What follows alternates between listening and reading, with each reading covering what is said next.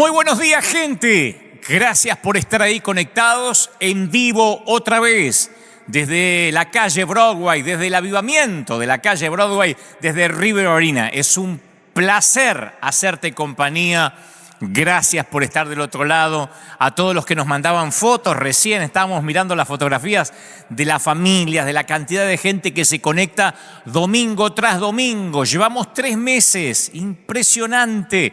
3 meses, ya 12 veces que salimos de esta manera. Yo pensé en primera instancia, bueno, va a pasar un domingo, 2, 3, sin embargo pasaron 3 meses. Increíblemente el mundo cambió tal como lo conocíamos, y esta es la manera que estamos ahora transmitiendo para todo el mundo. Muchos felices porque dicen te estamos viendo en vivo, toda la familia está esperando el mensaje y bueno, nuestra familia de River Arena esperando regresar. Y como decimos siempre, cuando podamos volver todos, niños, jóvenes, ancianos, adultos, sanos, enfermos, entonces volveremos. Todos o nadie es la consigna, esa es nuestra resistencia, todos o nadie. Y queremos realmente reunirnos toda la familia. Es inaudito pensar que podemos dejar afuera a alguien, a nuestros queridos viejos, a nuestros queridos ancianos, a nuestros queridos y amados niños, a los que están enfermos y más que nunca necesitan venir a la iglesia. Así que seguimos manteniendo que bajo las condiciones que nos exigen no podemos abrir, no vamos a abrir si no está toda la familia. Tiene que ver con una postura muy, si se quiere, local, una postura muy pastoral, pues que siempre les dije a nuestra familia que no dejaría a nadie atrás, que todos juntos, vivos, heridos o muertos, regresaríamos a casa, ¿no? Como dijo aquel coronel Halmur cuando llevó su batallón a la batalla. Y yo digo siempre lo mismo y no puedo rehusar a esa promesa, la promesa de que todos juntos volveremos a casa. Pero mientras tanto estamos aquí transmitiendo en vivo desde las diferentes plataformas. Algunos nos están mirando por YouTube, otros por nuestra página oficial www.river-church.org y otros en la página de Facebook. Si se llega a cortar por alguna contingencia alguna de esas páginas, inmediatamente vayan a YouTube, y si se pasa algo en YouTube, vayan a Facebook. Pero hasta ahora no ha pasado, pero siempre es bueno decirlo. Gracias a los que nos mandaban fotografías, un montón de gente, familias. Yo siempre pongo la foto cuando llego aquí a la iglesia tempranito, poquito antes de salir al aire, y después la gente empieza a mandar sus fotos de lo que está cocinando, de lo que están comiendo. Se los agradezco profundamente. Hoy, el mensaje de hoy, yo pienso que va a tocarnos lo más profundo de nuestro corazón. Milagros en el 666, milagro en el 666. Vaya que hubo controversia, nada más que con el título. Algunos ya me crucificaron, me pusieron INRI arriba. Otros me dijeron, otros decían, no, ya sé por qué. En fin, pero solo el título causó controversia toda la semana. Yo creo que lo anuncié el día miércoles. Y toda la semana la gente decía, ¿pero de qué se va a tratar? ¿Y por qué es el número diabólico? ¿Y por qué el número de la bestia? ¿Y por qué el número del anticristo? Bueno, el mensaje se llama Milagros en el 666. En momento nada más vamos a hablar de esto y le voy a transmitir lo que creo Dios ha puesto en mi corazón. En un ratito nada más. Insisto, gracias por conectarse, gracias por estar ahí. A todos los que se van sumando, papi, mami, abuelos, abuelas, nietos, llamen a los que todavía están rezagados, digan, ya empezó la transmisión en vivo desde River Arena, cuando han pasado poquitos minutos en la costa oeste, desde las 11 de la mañana a 3 de la tarde en mi República Argentina y los diferentes usos horarios en todo el continente. Comenzamos entonces hoy un servicio que estoy seguro que te va a ser de enorme bendición. Estoy seguro que te va a tocar lo más profundo de tu corazón, de tu alma. Y más que nunca, hoy será uno de esos días históricos, esos días que estoy convencido que va a haber un antes y un después. Cada mensaje es especial, pero mientras que el Señor me daba yo sentía que algo iba a pasar en la atmósfera. Estoy completamente convencido. Familias, pastores, ministros, colegas, gente que no va a ninguna, nunca fue a ninguna iglesia y está escuchando o viendo esto por primera vez. Bienvenidos a esta transmisión. Comenzamos con este tema que es uno de mis favoritos.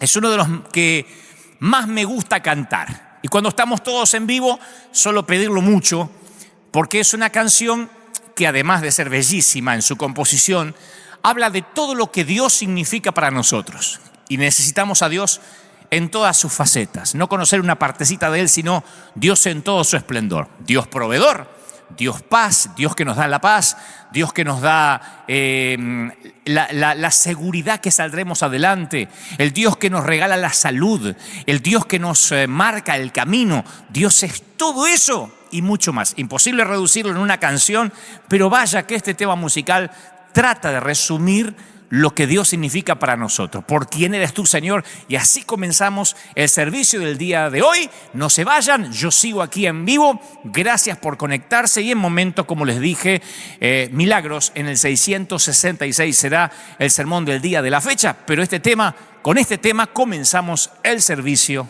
de hoy. Es eso y mucho más.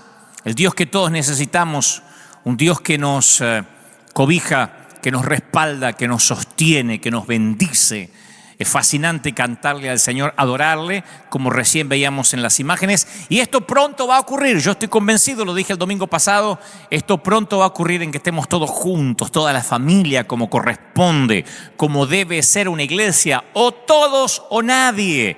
Hagan viral ese hashtag, o todos o nadie. Yo sé que hay iglesias, hay colegas, hay pastores que han decidido abrir con las medidas prudentes que el gobierno les pide, con la distancia, dejando mucha gente afuera, pero eso compete a cada ministro. Lo dije hace un ratito, nosotros decimos todos o nadie. La familia de River quiere reunirse toda. Me encontré con mucha gente de nuestra congregación durante esta semana que me decía: queremos volver, no tenemos miedo, estamos listos, nosotros no tenemos miedo a nada. Si tú no tienes miedo, Dante, nosotros tampoco, y nosotros no tenemos temor. Y algunos dirán: pero qué inconsciente. No tenemos miedo, porque creo que todos nosotros ya hemos muerto con el Señor y tenemos la vida eterna con Él asegurada. Así que ¿dónde está muerte tu aguijón? ¿Y dónde, oh sepulcro, tu victoria? Muy bien, esta semana que pasó, que terminó, anunciamos desde el domingo pasado que vamos a enviar una inyección financiera a muchos de nuestros países de América Latina. De hecho, que lo que fue miércoles, jueves y viernes de la semana que se fue, ya nos contactamos con varias de las fundaciones. Presumimos que la semana entrante terminemos de mandar todo el dinero que hemos comprometido en enviar a cada una de los países. Queremos ayudar a 15 naciones diferentes. Sé que hay muchas preguntas y voy a tratar de responderlas rápidamente sin aburrirlos. Entraron más de 4.500 emails a partir del día que lo anunciamos en nuestras redes. 4.500 correos. Un poquito más, poquito menos, pero ese era el promedio. Y fue muy difícil elegir porque existe muchísima necesidad en todo el mundo y cada necesidad es loable, ¿no es cierto? Elegimos países de Latinoamérica, eso dijimos, no países europeos. Ya ayudamos a Italia, recuerden, a España, pero en esta ocasión, como es la segunda inyección financiera, decidimos ayudar y bendecir a países de nuestra querida región, nuestra América Latina, México hasta la República Argentina.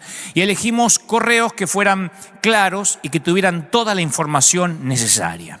Porque mucha gente solo nos mandaba fotografías o emails sin nombre, a veces sin teléfono, sin página web. Entonces nosotros dijimos, necesitamos, cuando yo lo anuncié, que las solicitudes fueran de una iglesia o de una fundación, porque había muchos, entre esos 4.000 y tantos correos, mucha gente pidiendo empleo, ayudas para sus familias de manera personal, otro diciendo: comuníquese con mi pastor necesita. Y nosotros dijimos: no, necesitamos que la cabeza nos escriba. No por un tema de orgullo, por un tema de claridad, por un tema de logística, ¿no? Otros nos pedían dinero para pagar el edificio de sus iglesias, para pagar plantillas de empleados. Y dijimos, no fungimos como un banco, no podemos enviar dinero, préstamos personales, tienen que ser a fundaciones. Luego de cada correo que ingresó, fuimos a sus páginas web, a sus páginas de Facebook, de Instagram, y verificamos si existían. Había muchos que nos ponían Facebook que no existían o dejaron de usar hace años.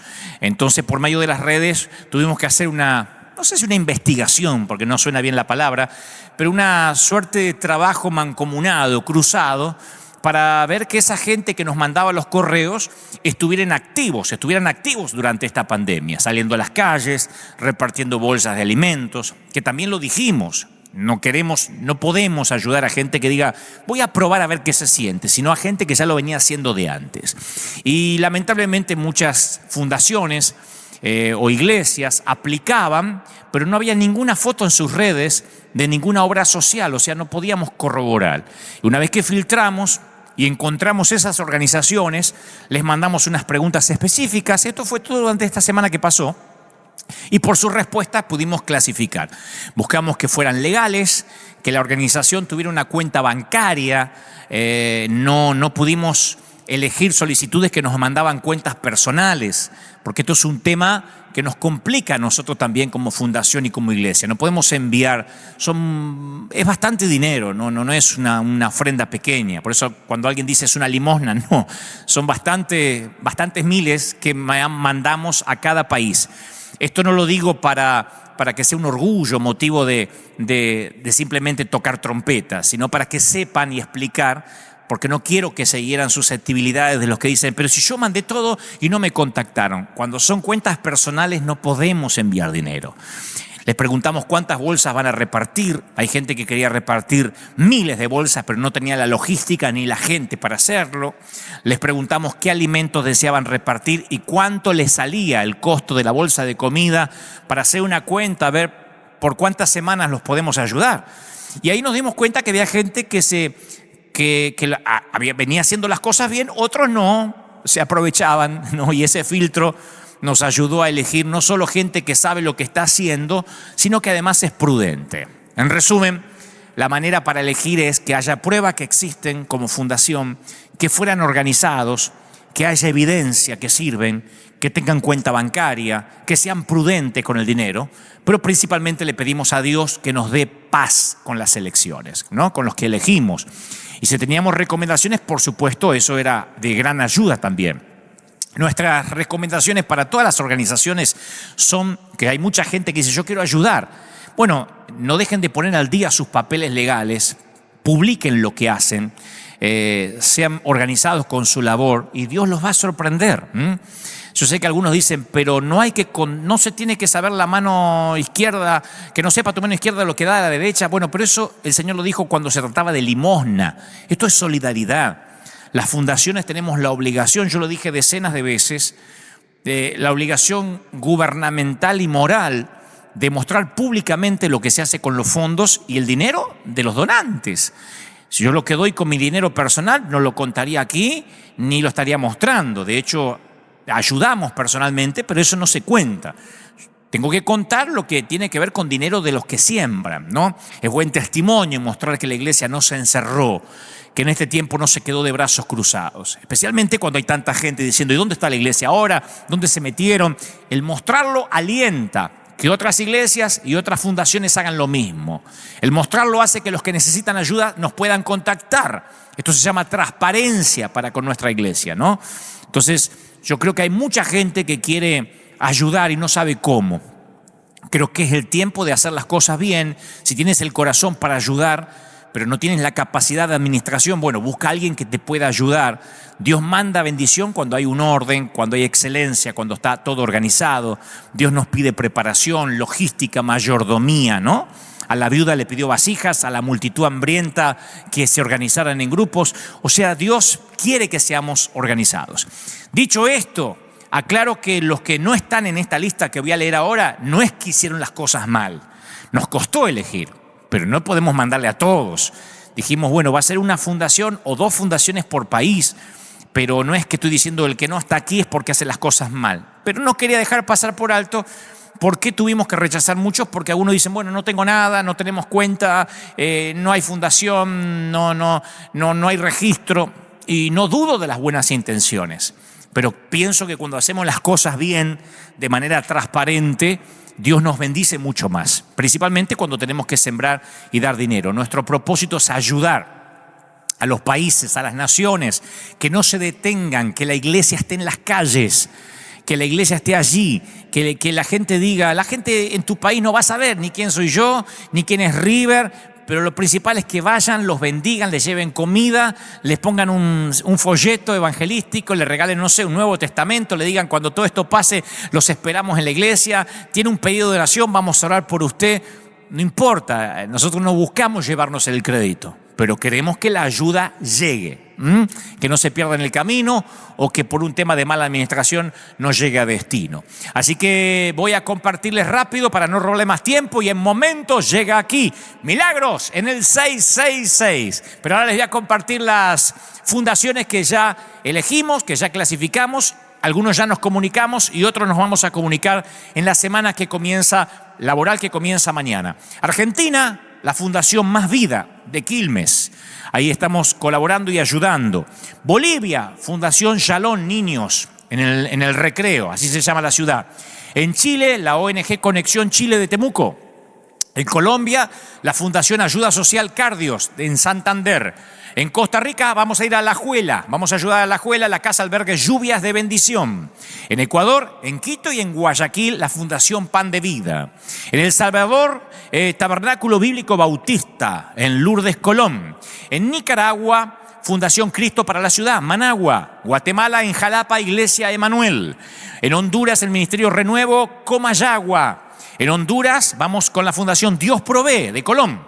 En Panamá, Fundación Manos de Fe, provincia de Chiriquí. México, Amistad en Acción, en Cuernavaca, Morelos. En Perú, ayudaremos a una fundación de Lima, Amistad en Acción. Iglesia Generación de Campeones, Amistad en Acciones, Cuernavaca, Morelos, que ya lo leí.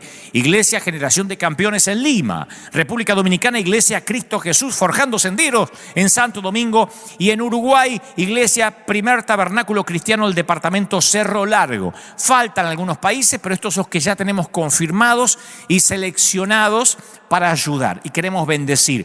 Gracias a los que están bendiciendo, gracias a los que sin nuestra ayuda dice, vamos a salir. Hay un montón de gente que se ha motivado a salir, a bendecir. Y nosotros queremos alentarlos porque cuando damos, vienen 12 cestas llenas. Cuando bendecimos, cuando damos una semilla, viene la enorme bendición. Esta semana, además de esto, nosotros también salimos aquí, a donde Dios nos plantó.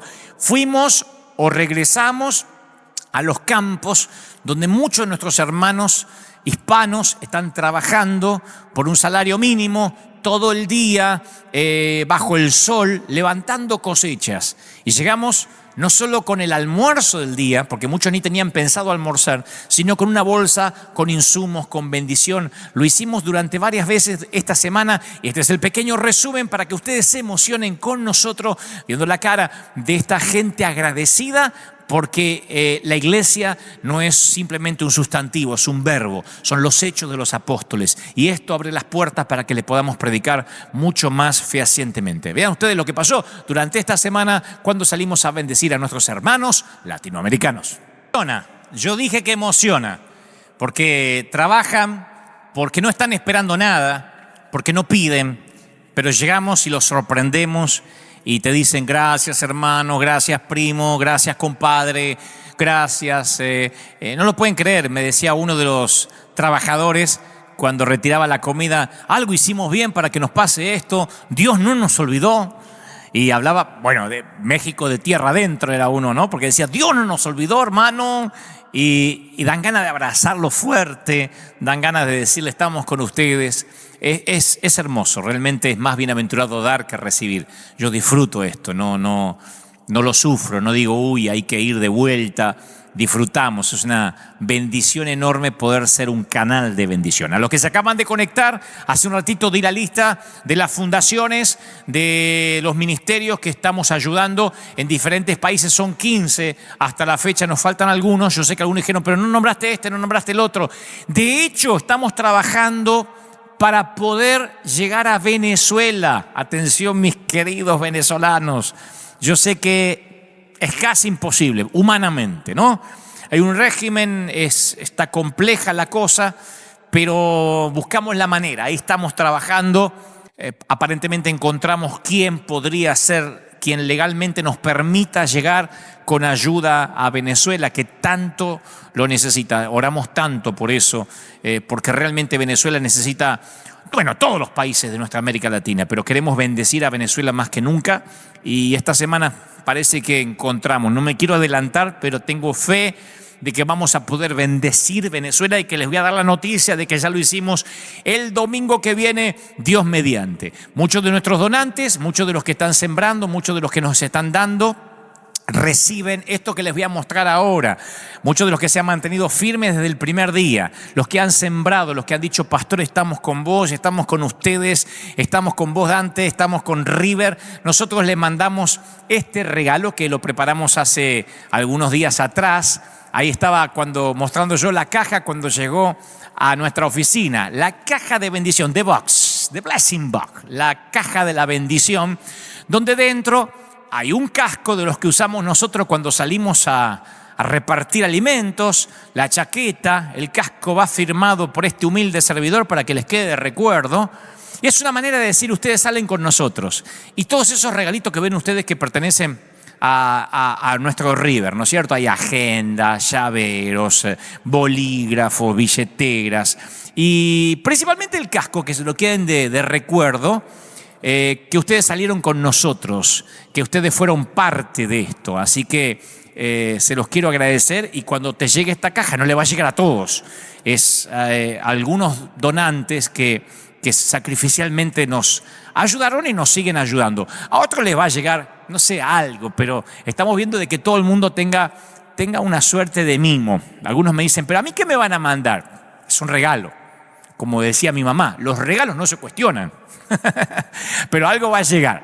Y queremos bendecir y queremos mandar esto a muchos de los que han sembrado y siguen sembrando y creen en nuestro ministerio y han hecho que este río no se detenga. Estamos muy felices. Esto le cuento a nuestra gente de la iglesia. Somos un canal de bendición para todo el mundo.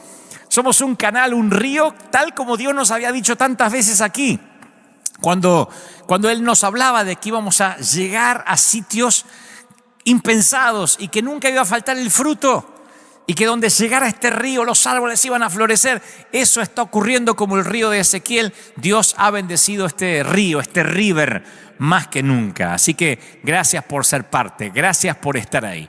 Muy bien, en momentos, ya casi, se nos voló la hora. Ya casi en momentos, aquí el mensaje Milagros en el 666. Milagros en el 666. No se lo pierdan.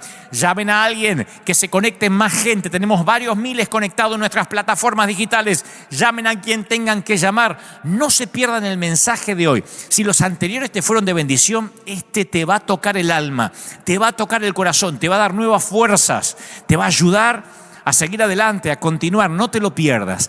Quiero que antes del mensaje disfruten conmigo esta canción maravillosa, este momento que se dio en varias ocasiones aquí en el Arena, cuando de pronto empezábamos a fluir en el Espíritu. La gente literalmente cantaba a grito pelado. Por eso digo, va a ser difícil que digan: vuelvan, pero no canten. Vuelvan, pero fíjense de no gritar mucho amén, porque se pueden contagiar. Nosotros somos gritones, nosotros solemos abrazarnos, nosotros solemos cantar a los gritos. Somos gente extremadamente loca cuando se trata de adorar al Señor. Por eso decimos todos o nadie. Tranquilos que no vamos a abrir por el momento hasta que todos podamos estar juntos como corresponde y podamos volver a ver momentos como este. Disfrútenlo conmigo, y tras este tema de adoración ya llega el mensaje Milagros en el 666. Desde aquel primer mensaje en la Catedral de Cristal llamado El Hombre de la Puerta, ese fue el primer sermón en la catedral, ya casi va para 11 años, hasta la fecha, y sin contar las cadenas de los 7 días, Semana Santa, las 50 noches que estuvimos en la carpa Riverdome, 50 noches predicando en un verano, las noches de ADN, las jornadas de ADN que son para líderes, las cumbres de poder que nunca se grabaron. Hablamos nada más que de mensajes los domingos. Desde hace casi 11 años llevamos 666 mensajes. Yo sé que muchos que siguen nuestra página, que siguen nuestras redes, lo sabían. Aunque algunos piensan que el número en sí mismo acarrea alguna maldición, que deben ser los mismos cristianos, digo, que le temen al virus y nos proponían saltar el número, ¿no? Yo dije, no lo vamos a saltear. Había gente que decía, y cuando llegue el mensaje 666, ¿qué vas a hacer? ¿Lo vas a saltear? ¿Vas a pasar del 665 al 667? No, este es el mensaje 666. Y yo justamente quiero aprovechar este número tan singular que asusta a propios y extraños para hablar de los milagros que estamos necesitando en esta temporada. Mira hasta qué punto llega el miedo que me dijeron si yo iba a predicar el mensaje 666 o si iba a saltarlo. Mira hasta qué punto hay temor. Yo no lo podía creer. Me decían, pero lo vas a predicar, y sí, es un número más. Ahora, bien podría hablar del número, la simbología, los que pretendían que íbamos a transitar por la escatología, por el apocalipsis, por el anticristo, la bestia. No, este mensaje se llama Milagros en el 666, de una manera arbitraria, en un número tan particular, en un número que hasta a algunos les produce miedo. Yo quiero hablar de los milagros que estamos necesitando en esta temporada. Necesitamos milagros. Necesitamos vivir un tiempo de renuevo, un tiempo de cosecha. Y por eso, insisto, en el 666 yo quiero hablar de milagros. Porque el cristianismo no se ha edificado sobre el fundamento de una filosofía, de un código de ética, de un puñado de doctrinas. La base de nuestra fe es el milagro de la tumba vacía. Insisto y mantengo que si la resurrección y los milagros no sucedieron, el cristianismo es una de las bromas más pesadas de la historia. Porque no solo habremos desperdiciado nuestras vidas adorando a Cristo, sino que habremos vivido una mentira. Habremos adorado a un Cristo que sigue muerto en una tumba. Sin embargo, adoramos a un Cristo vivo y revolucionario.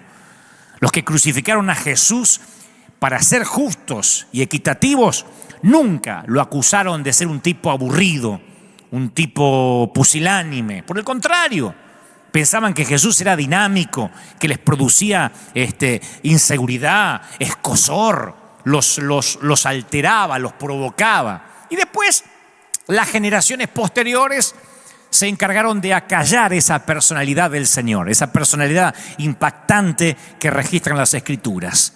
Y lo rodearon de una atmósfera de tedio, de aburrimiento, una atmósfera sacra, que nada se parece a nuestro Jesús. Le cortaron las garras al león de Judá, ¿no? Lo certificaron como suave, como alguien humilde, casi, insisto, rozando lo pusilánime, recomendándolo como una mascota adecuada para los pálidos eclesiásticos, las ancianitas piadosas. Mejor dicho, algunos lobotomizaron su lado más salvaje. Y le hemos dado a las personas un Jesús que aburre y no un Jesús que transforma y hace milagros.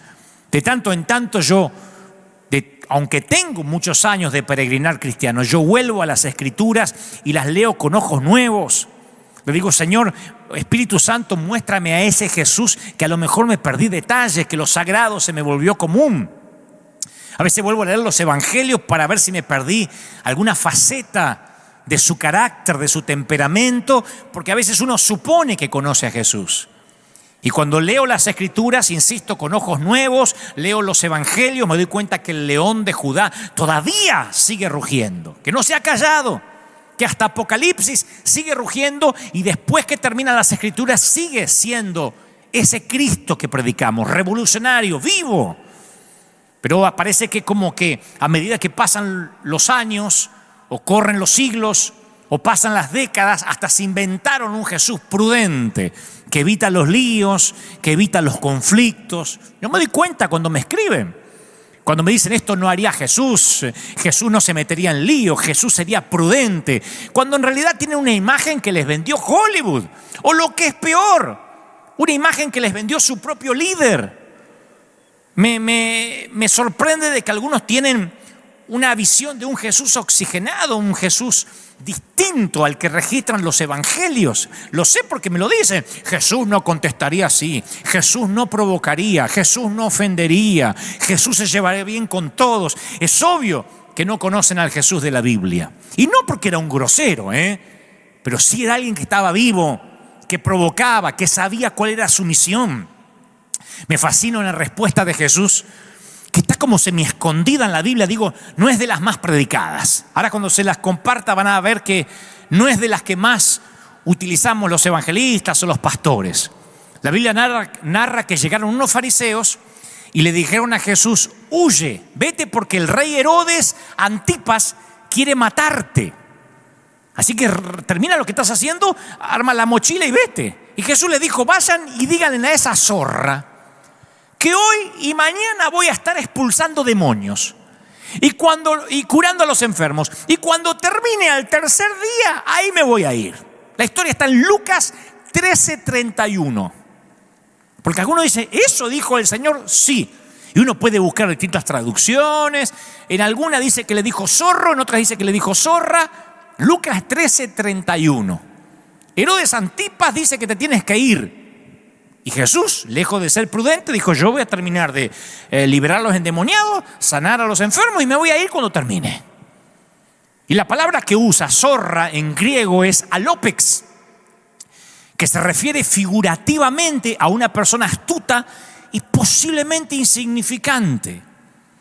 O sea que en la mentalidad hebrea se le decía zorro o zorra a un usurpador, a alguien sin linaje, a alguien tonto, simple.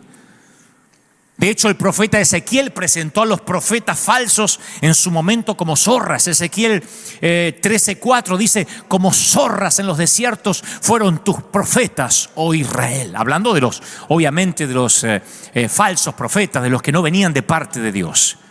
Y así Jesús se refirió a quien quería controlar su manera de llevar adelante el ministerio. Y esa valentía, esa temeridad, esa intrepidez de Jesús la veo a través de todas las escrituras o de todos los evangelios. Y la mayor ilustración, yo decía esta semana cuando lo volví a leer con ojos nuevos, digo, la mayor ilustración, la máxima ilustración de Jesús, que lo pinta de cuerpo entero, es la derrota sobrenatural hacia los demonios, o con los demonios llamados Legión. ¿Se acuerdan del hombre que estaba poseído por demonios, que se llamaba Legión? Legión eran las divisiones militares de los romanos. Legión eran unos 6.000 soldados del imperio. Y este tipo tenía 6.000 demonios adentro. No podían restringirlo con cadenas porque las rompía. Tenía la fuerza de 6.000 demonios. Yo he visto endemoniados y he visto la fuerza sobrenatural que suelen tener. No me consta que alguna vez yo haya estado ante un endemoniado que tenía una legión dentro. Pero imagino lo que habrá sido esto. Legión vivía entre las tumbas. Había perdido completamente sus facultades mentales. Era el azote de la región. Y Legión lo ve al Señor desde la distancia y comienza a correr hacia Él. Y ahí es donde quiero que pulses el botón de pausa. Porque la Biblia no dice cuál fue la reacción de los discípulos. Pero yo apuesto que estaban listos para salir corriendo. Y Jesús no se inmutó, se quedó ahí. Absolutamente valiente, temerario, sin miedo ante el mal. Y es exactamente allí donde se encuentran los milagros, del otro lado del miedo. Los milagros siempre ocurren del otro lado del miedo. No de esta vereda del miedo, del otro lado. Por eso el Señor domingo tras domingo nos viene hablando acerca del temor. Y voy a las escrituras y veo que en una lucha de 6.000 demonios contra uno, eso no impidió que Jesús retara a Satanás. Y en términos pugilísticos fue un nocaut técnico. El endemoniado ¡plin!, cayó de rodillas ante la primera campana. Ahí, derrotado. Ese es Jesús. Jesús derrotó a esa legión de demonios enviándolo a un hato de cerdos que se ahogaron en el mar de Galilea. Por eso me encanta cuando Jesús define el objetivo del amor. Dice: el amor, entre otras cosas, el amor perfecto echa fuera el temor. Porque el amor lo que te hace es pararte firme en tu fe.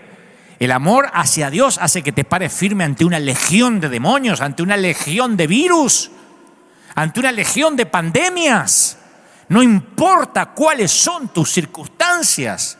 Si temes a Dios, lo diré otra vez, no tienes nada más que temer, ni a nada ni a nadie. Y eso incluye al mismo diablo o a sus 6.000 demonios. Hay miles de fobias clasificadas, hay miles de miedos, pero solo nacemos con 2 que se presumen que pueden ser congénitos. El miedo a caerse, que es la sensación que todo bebé tiene, de irse al vacío, y el miedo a los ruidos fuertes. Todos los demás son miedos aprendidos. Eso significa que si son miedos que hemos aprendido o mal aprendido, los podemos desaprender. Y la clave para desaprender los miedos está en la revelación del amor de Dios.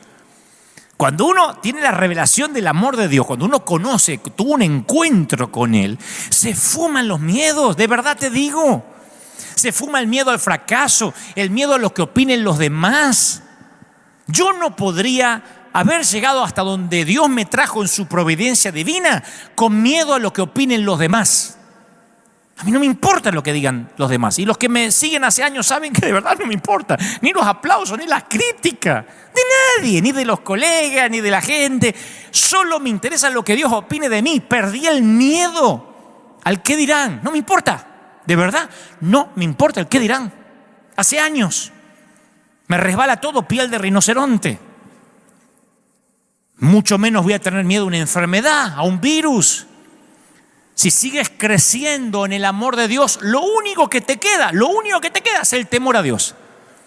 Por eso el domingo pasado y el anterior Dios nos vino hablando de tener temor a Dios para no tenerle más miedo a nada.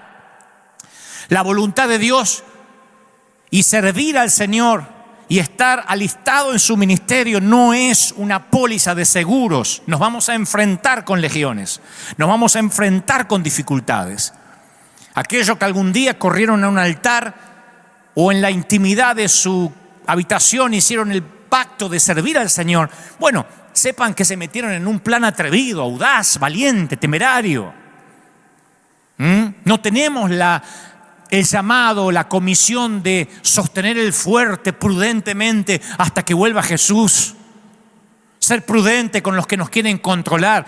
No, el Señor nos dijo que nosotros tenemos la misión, que Él murió por nosotros porque tenemos la misión de ser peligrosos, temerarios, audaces.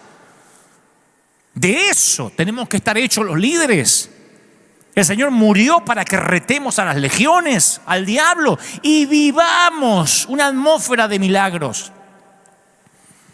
¿Qué son los milagros? Bueno, por definición, es la violación de las leyes naturales. Cuando decimos, y esto es un milagro, no tiene explicación ni científica, ni lógica, ni de sentido común. Y yo sé que hay una línea muy delgada entre el discernimiento y el escepticismo, el no creer. Discernir es filtrar lo falso, tenemos que discernir. Cuando uno discierne, obtiene lo verdadero, sonsaca lo bueno de lo malo con la ayuda del Espíritu Santo. Pero nunca hay que permitir que la existencia de lo falso, que sí lo hay, nos impida creer lo que es verdad. Porque si cortamos, si eliminamos los milagros, le cortamos las piernas al cristianismo, nada tendría sentido.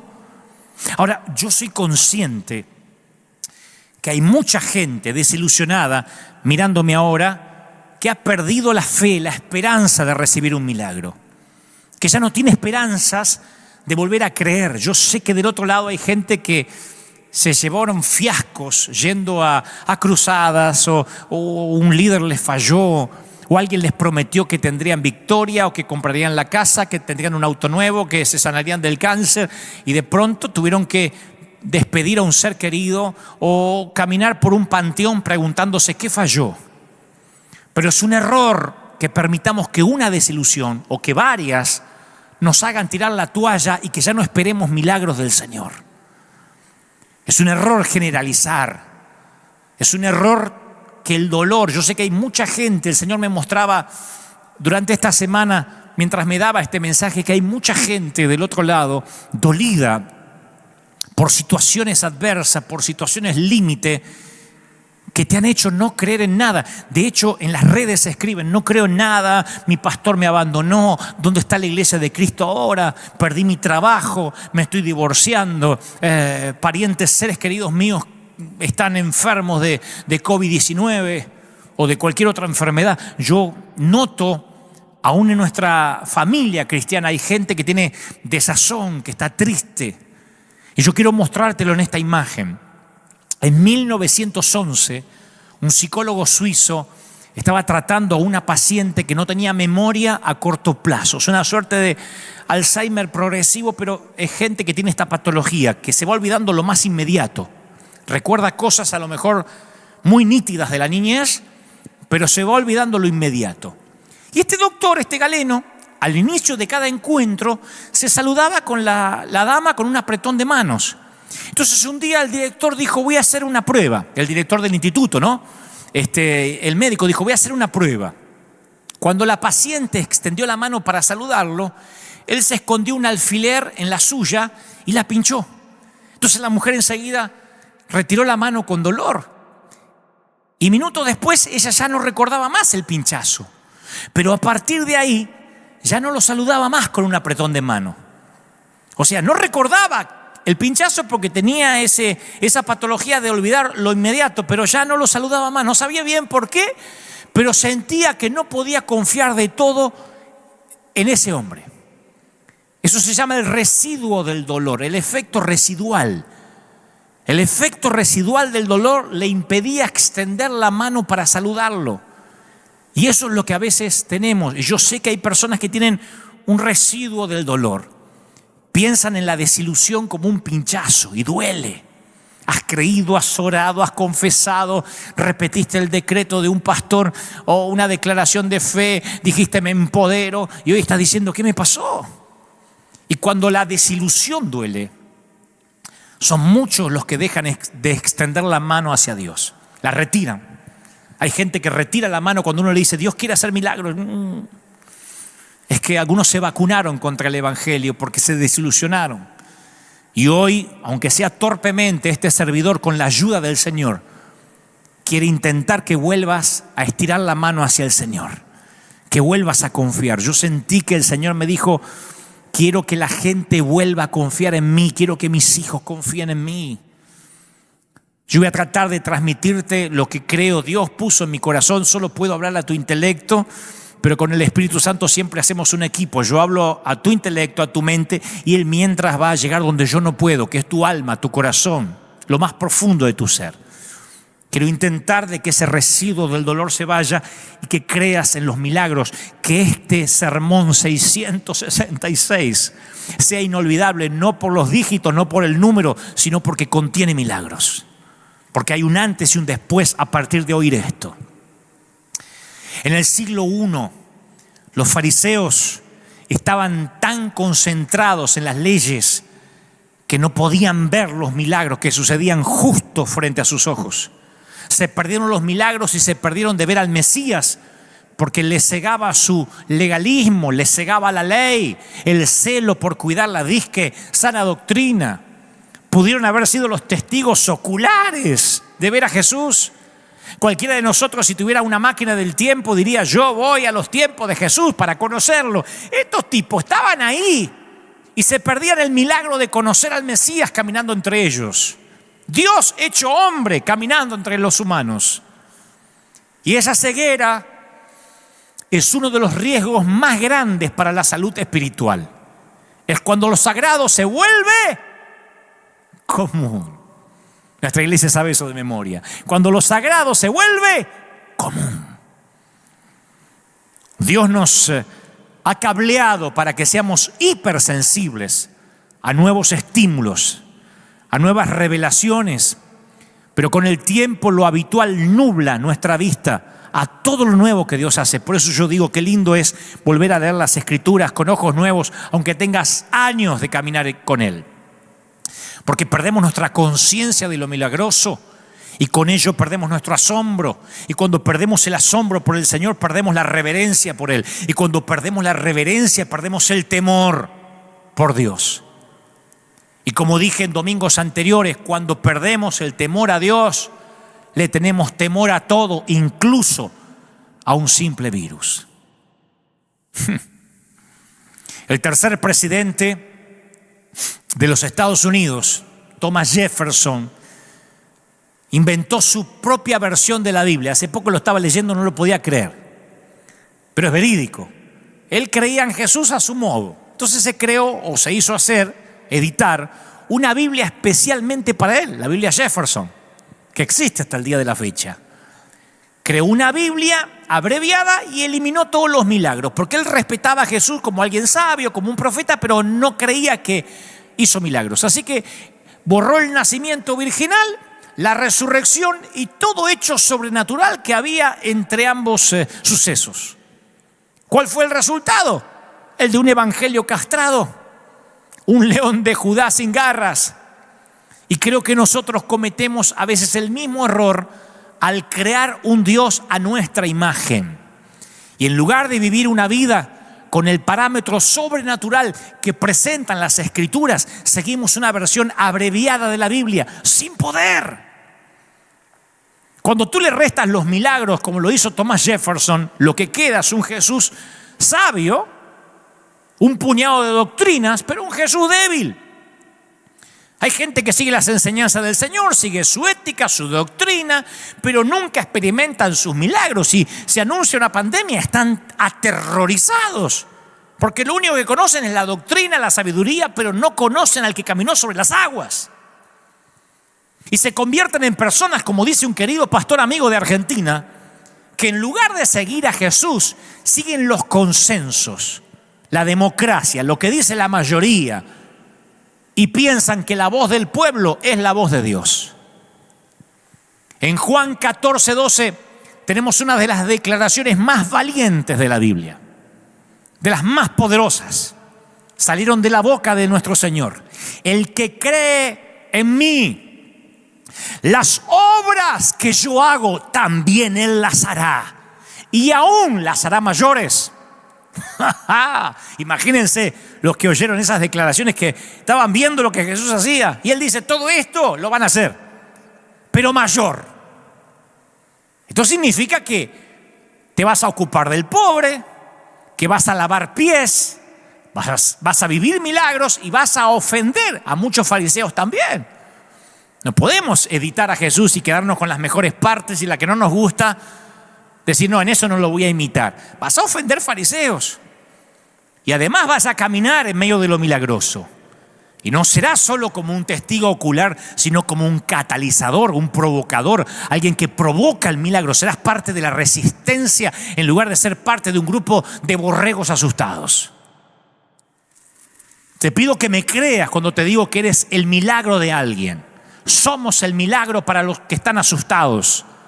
Yo mismo soy el catalizador de un milagro. Sé que hay gente que me ha dicho: me he atrevido a salir a dar de comer a la gente, me he atrevido a creer, le perdí el miedo a la pandemia, le perdí miedo al coronavirus porque escuché tus mensajes. Ahora, no te equivoques, Dios es el único que puede hacer milagros, de modo que la gloria es toda para Él.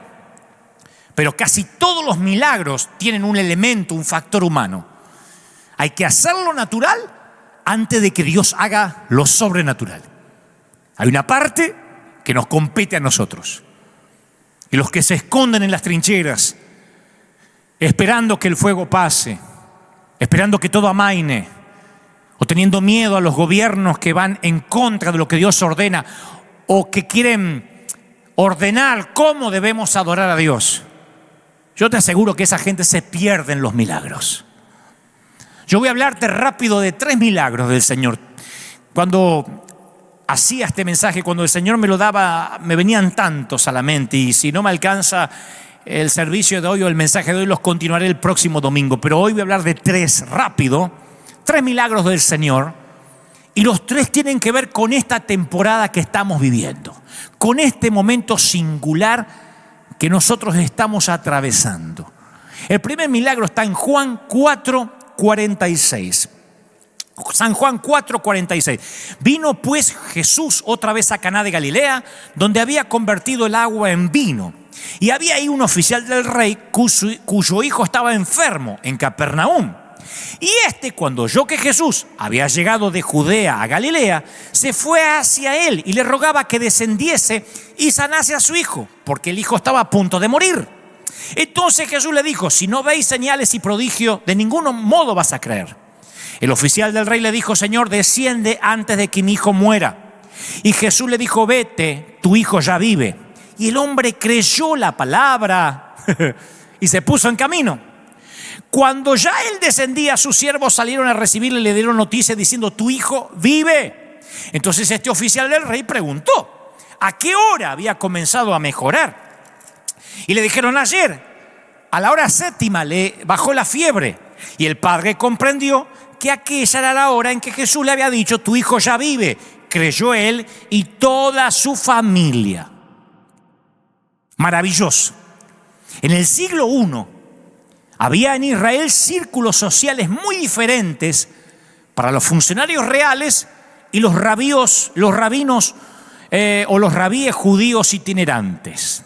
Estaban muy separados. O sea, uno eran como la chusma y otro eran la gente de élite, el VIP. De hecho, se evitaban mutuamente como si contagiaran la peste. Pero en momentos desesperados hay que echar mano a medidas desesperadas, en especial si tu hijo está al borde de la muerte. Y el funcionario real, que probablemente reportara directamente al mismo Herodes, desafió el protocolo cultural al buscar verse cara a cara con aquel que, según decían en algunos rumores, convertía el agua en vino. Se sometió a alguien sobre quien él tenía poder político. No se pierdan este detalle. En el plano real, los roles se invierten. La autoridad del rey de reyes le gana a cualquier autoridad de cualquier rey de la tierra. Nunca lo olvides. El rey de reyes le gana a cualquier autoridad de cualquier rey. Y los que están diciendo: sí, pero hay que obedecer a los gobernantes, prediqué de eso el domingo pasado. Siempre y cuando no prohíban lo que Dios ordena o no ordenen lo que Dios prohíba. Especialmente ahora. Esa es nuestra carta ganadora. Este es un milagro que hace alarde de su dominio del tiempo y el espacio. Porque este milagro entre el oficial del rey y Jesús fue una cita divina entre dos candidatos improbables. Fue la sincronización de lo sobrenatural. Y cuando te cruzas con la persona correcta en el lugar indicado y en el momento oportuno y no encuentras explicación para lo que sucedió, es probable que Dios haya armado la conexión. Yo tengo un mensaje titulado Conexiones Divinas. Cosas que ocurren que no tienes idea cómo ocurren. Por eso el lugar donde tú te arrodillas a orar es el domicilio más importante del mundo durante esas horas de intercesión. Porque tu sitio de encuentro con Dios es más importante que el salón oval de la Casa Blanca, más importante que cualquier senado, que cualquier grupo de diputados. Porque tenemos al poder supremo que está en aquel que pone y saca los reyes de la tierra. Y especialmente aquellos hombrecitos pequeños que dependen de las urnas. Ya no hablamos de reyes. Nuestra autoridad es mucho mayor, tanto en alcance como en potencia, superior, de mayor alcance, más fuerte. No lo olvides, iglesia. Iglesia, si le hablas al Rey del universo por la noche, no tienes problema alguno para que le hables a tu presidente a la mañana siguiente. El grave problema, claro, es que van a hablar con los presidentes, a sacarse una foto sin haber estado con el rey la noche anterior.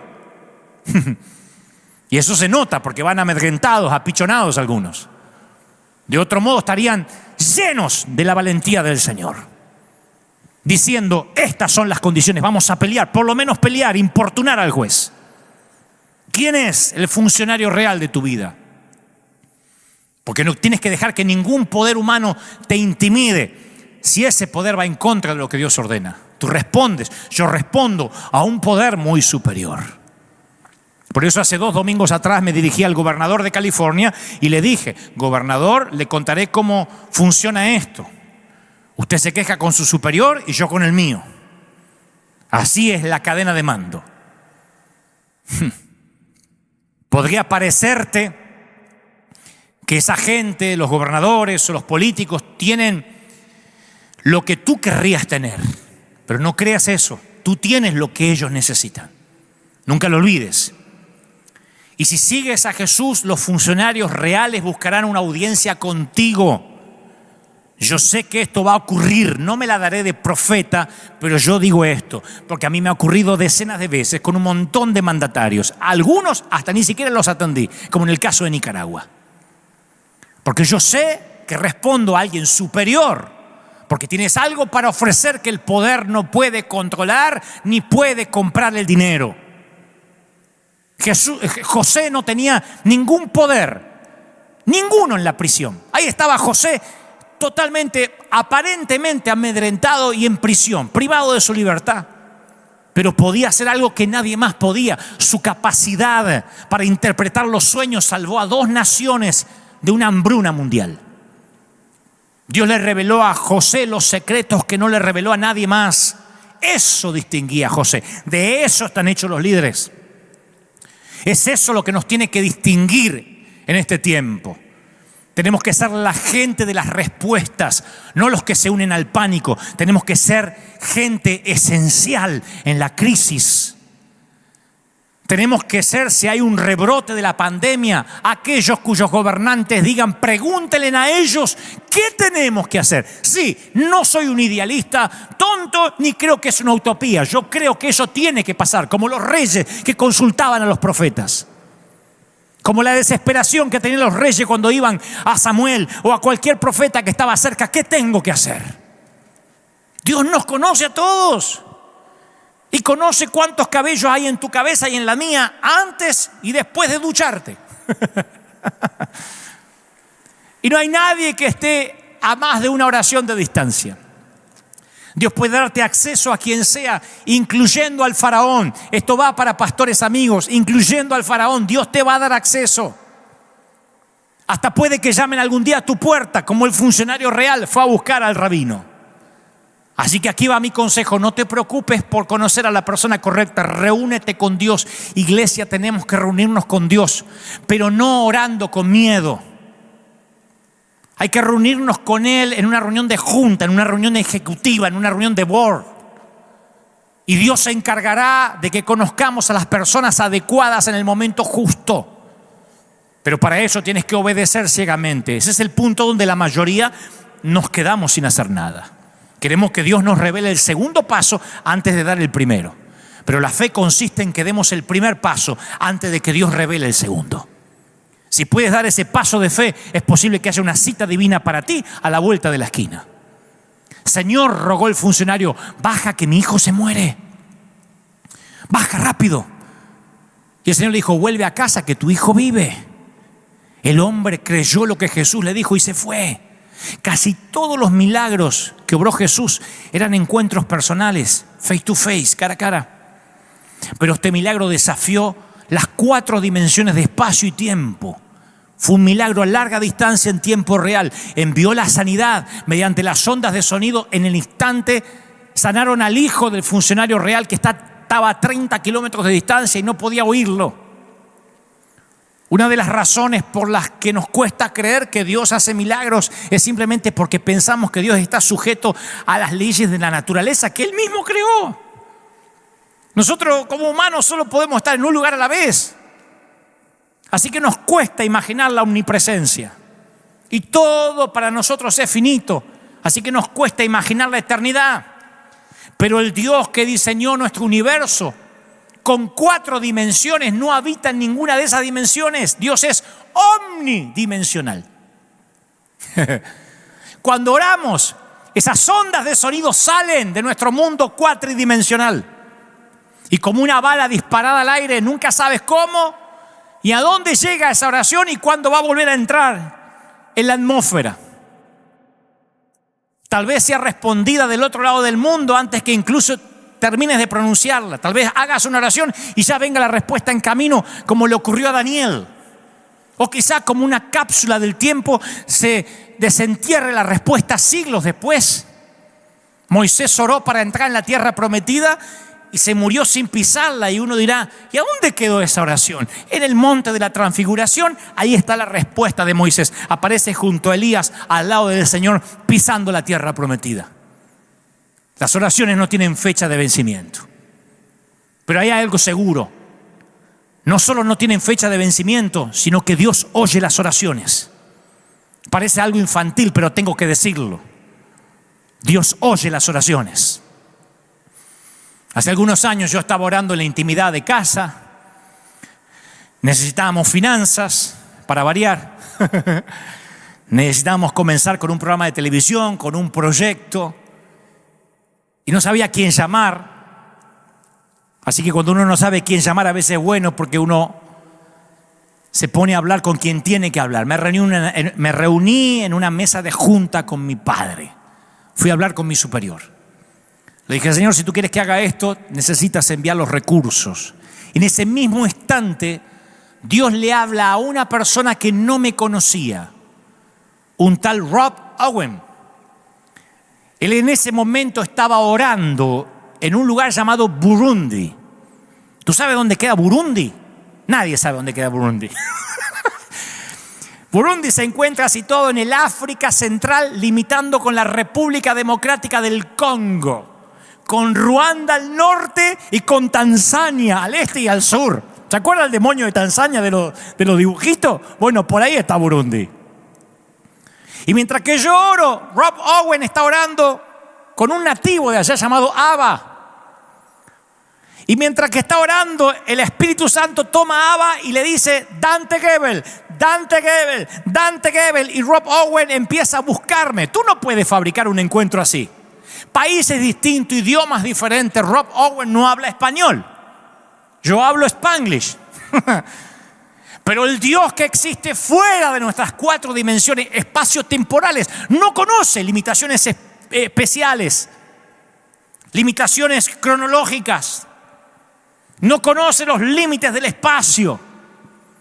Armar la cita divina en otro hemisferio es como armar una cita divina con tu vecino de al lado para Dios.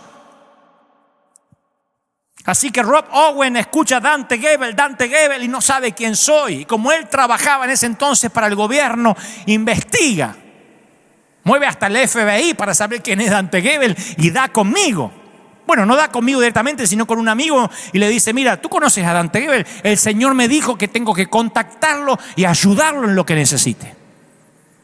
Y nos contactamos, nos ayudó, siembra un dinero importantísimo para que comencemos un proyecto televisivo, porque Dios se lo ordenó estando allá en África, en Burundi. Y le dice, ayuda a Dante Gebel, es mi hijo. Tú no lo conoces, pero lo vas a ayudar. Algún día Dios va a correr la cortina del espacio y el tiempo y va a conectar los puntos que van entre nuestras oraciones y las respuestas y nos vamos a asustar. Y va a conectar líneas de puntos que van a cruzar abismos socioeconómicos como el que había entre Jesús y el funcionario real. Tengo decenas de testimonios así. De llegar a Bogotá, Colombia, por ejemplo, y a alguien esperándome en la barra de un bar por horas. No me puedo ir de acá, tú no me conoces, pero no me puedo ir de acá. Dios me dijo que tengo que contactarme contigo y tengo que pagarte tus programas de radio, que en ese entonces se emitían en gran parte del mundo. ¿Quién te dijo? El Señor, orando. Yo creo en ese Dios.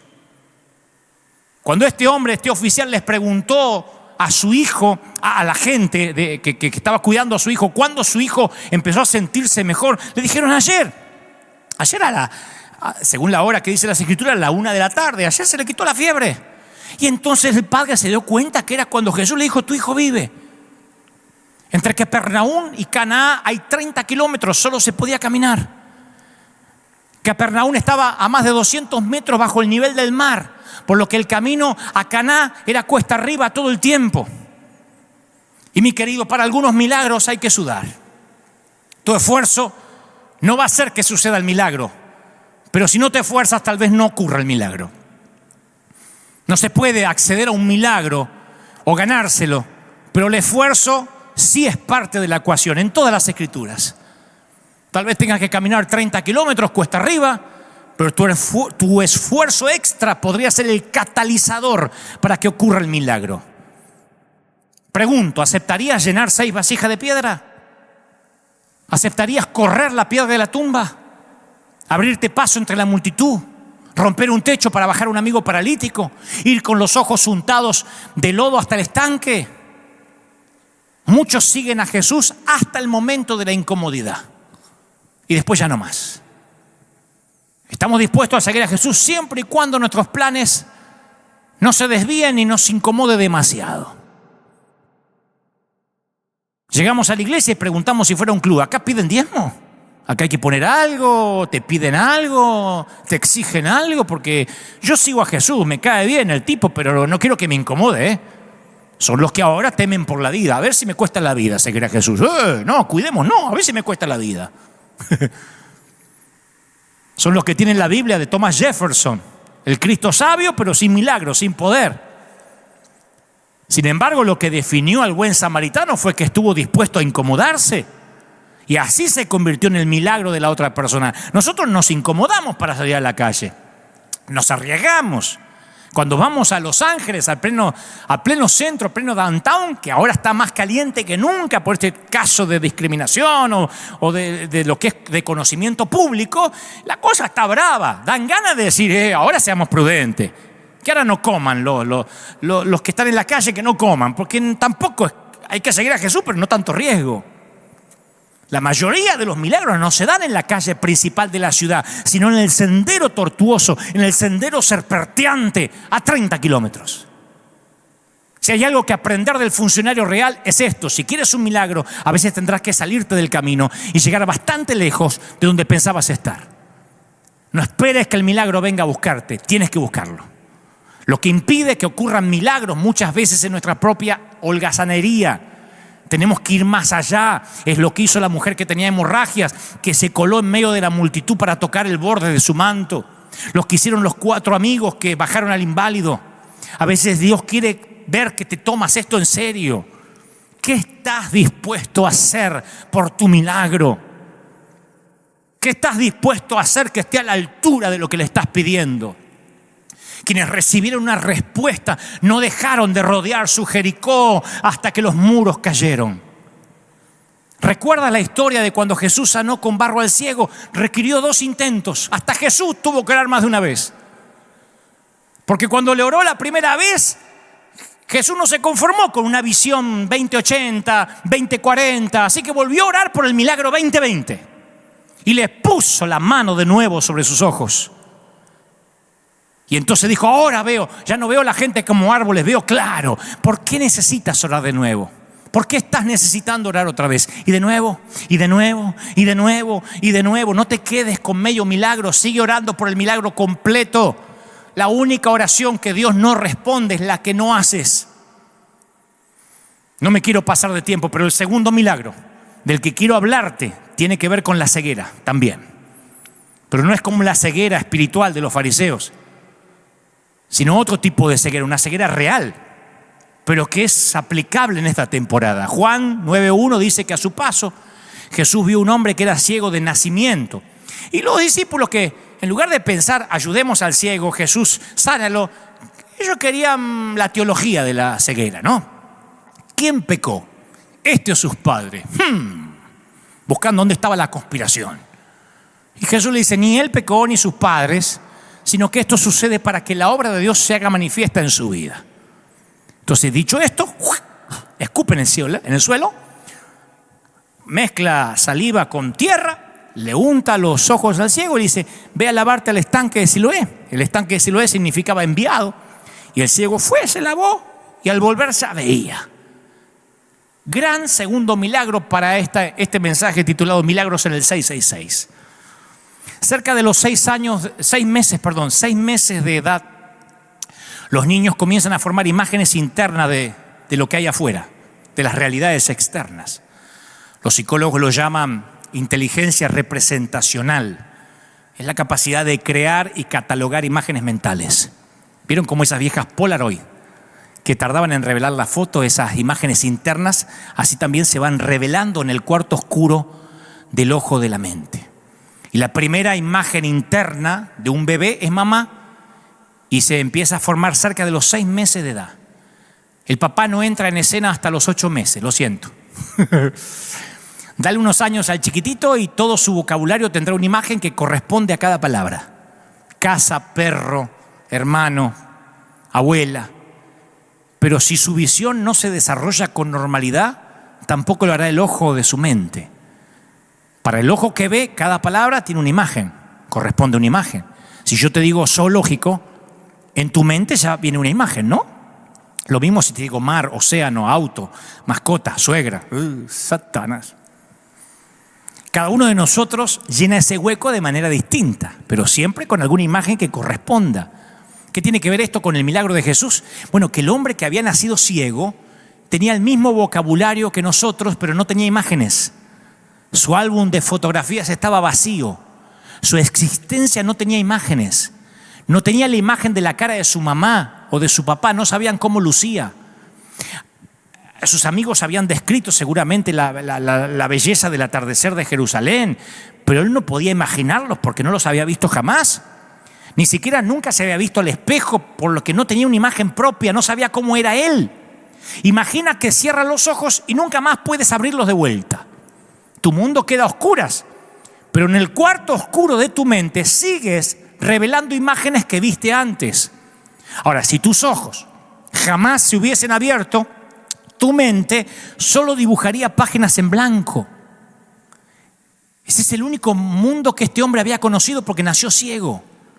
Y escuchen bien, al que tenga oídos que oiga. Pienso que algo así vamos a experimentar en el cielo. Porque la palabra dice que nuestros cuerpos glorificados tendrán sentidos glorificados. O sea, vamos a llegar al cielo y oiremos octavas angelicales que para el oído terrenal eran inaudibles. Veremos colores celestiales invisibles al ojo terrenal. ¿Y qué veremos primero? Yo creo que es irónico, pero veremos exactamente lo mismo que el hombre que había nacido ciego. Lo primero que veremos es el rostro de Jesús. ¿Qué es lo primero que vio este hombre cuando volvió? La ceguera, por cierto, es lo que encierra el mayor grado de dificultad debido a la complejidad del ojo humano. Jesús no solo sana a un hombre ciego, sana a un hombre que había nacido ciego. Y esto tiene un significado especial. Señores, no había conexiones sinápticas entre el nervio óptico y la corteza visual en el cerebro de este ciego. O sea que este milagro de sanación no fue tan simple como le corrigió el astigmatismo, le sanó una herida de córnea, una cirugía de cataratas. No, Jesús vuelve a cablear el cerebro del ciego, creando un camino de sinapsis que no existía. Yo no sé si sabías que los bebés técnicamente nacen ciegos. Por eso las caras que a veces le hacemos a los bebés, ¿qué pasó? ¿Qué pasó? Menos mal que no las ven, porque se quedarían traumados si pudieran verlas. Cuando un bebé nace, su visión es de 20-200. No pueden enfocar la vista en nada que esté a más de unos 30 centímetros. Por eso el tacto es tan importante en esas etapas, ¿no? Y en esa etapa del desarrollo se forma una sinapsis entre la corteza visual y el nervio óptico, un cableado.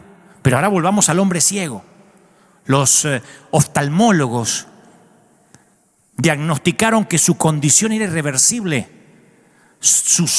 La ventana de su oportunidad de ver se había cerrado.